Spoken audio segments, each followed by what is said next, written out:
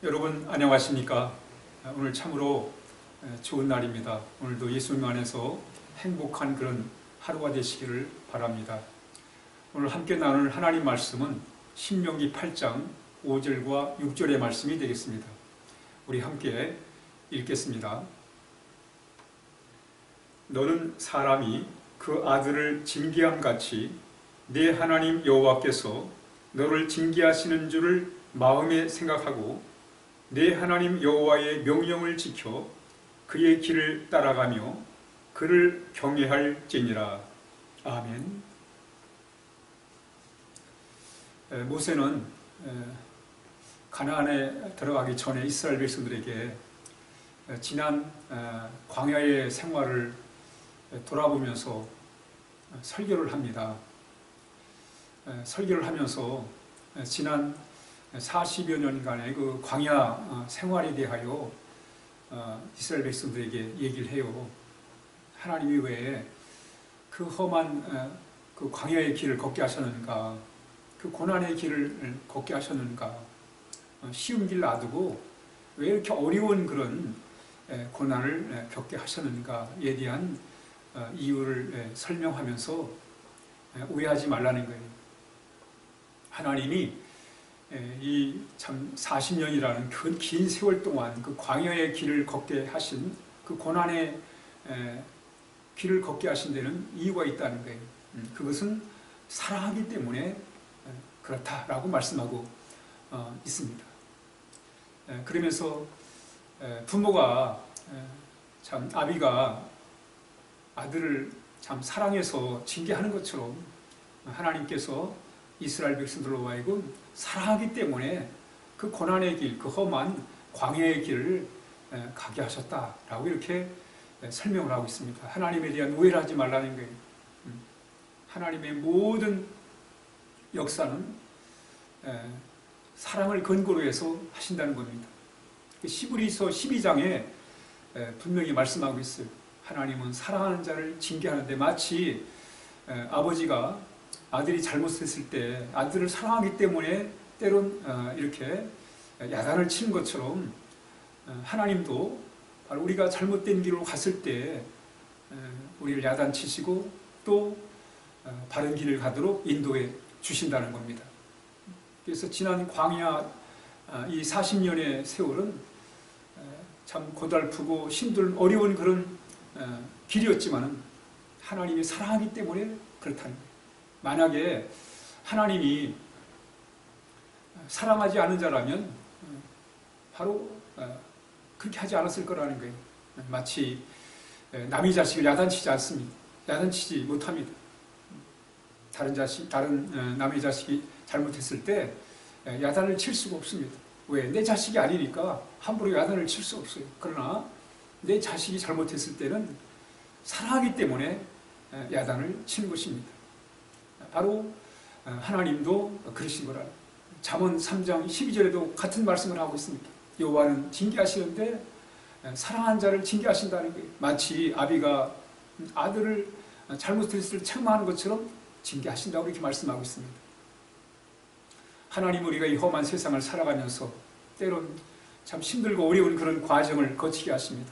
그러나 분명한 것은 하나님이 사랑하기 때문에 우리가 그런 고난의 길도 가게 하신다는 것을 우리가 기억해야 할 것입니다. 뿐만 아니라 왜 이 험난한 고난에 이 40년 광야의 길을 가게 하셨는가? 그것은 바로 훈련을 위해서 하나님의 백성으로 하나님을 의지하고 살게 하기 위해서 그랬다는 거예요. 그래서 이 징계라는 말은 그 히브리어로 야사르라고 합니다. 야사르 고친다, 교육한다는 그런 뜻이 있습니다. 또 헬라어로는 파이다야라고 이렇게 말씀하고 있습니다. 이 말의 뜻이 뭐냐면 바로 훈련한다는 그런 의미가 있습니다. 하나님께서는 그 파이데이아 훈련하시는 그런 과정을 위해서 광야 40년의 길을 가도록 그렇게 하신 것을 말씀하고 있습니다.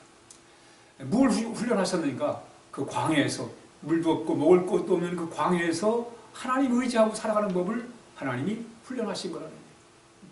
그래서 광야 같은 세상에서 하나님 우리를 훈련하세요. 하나님을 의지하고 살아가는 법을 하나님을 우리로 하여금 훈련시키는 것입니다.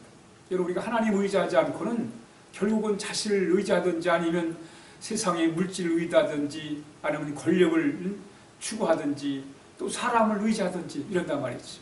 여러분, 사람이 하나님을 의지하지 않고 물질이나 권력이나 세상의 것들을 이렇게 의지하다 보니까 잘못되는 거예요.